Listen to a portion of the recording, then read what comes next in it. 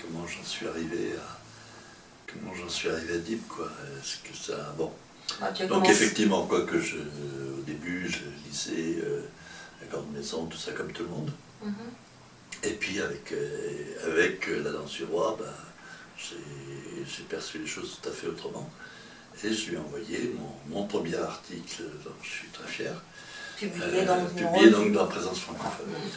Et en plus, c'était un des premiers numéros de cette revue aussi à l'époque. Et Dieppe m'a répondu. J'étais fou quand j'ai reçu cette lettre. Il m'a répondu en me disant vous êtes un des premiers qui ne disent pas des âneries sur ce que j'écris. Je veux donc vous voir. Wow.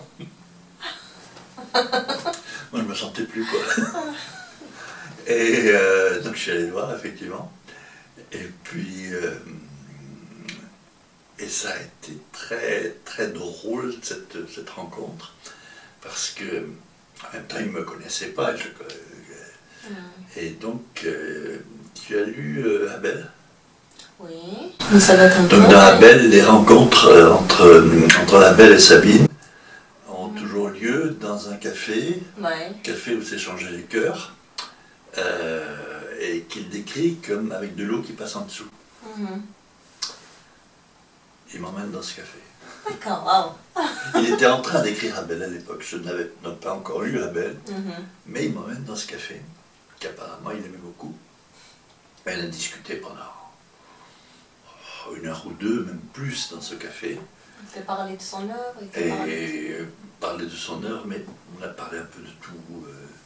Et j'ai jamais réussi à vraiment parler de son œuvre. Je l'ai vu assez souvent par la suite. En fait, on parlait de questions beaucoup plus personnelles. De sa vie. Et on parlait beaucoup de ma vie Ah.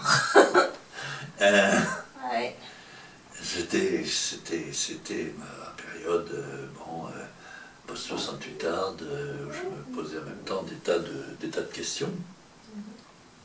Et voilà, c'était un petit peu de... Et je sentais, alors c'était l'époque où lui... Mais ça, je ne le savais pas. Et on n'en a jamais parlé de ce que lui vivait à ce moment-là. C'était tout l'épisode finlandais dans son parcours, tu vois. Donc... Là, on était dans les années... C'était dans les années 75 à peu près. 75-76. D'accord. Abel est paru en 77. Ouais. Et donc c'était l'époque où il commençait à faire la navette entre Paris et la Finlande. C'était un extrait des entretiens réalisés avec Charles Bonne autour de la littérature algérienne.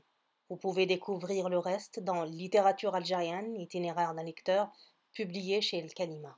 Merci et à la prochaine.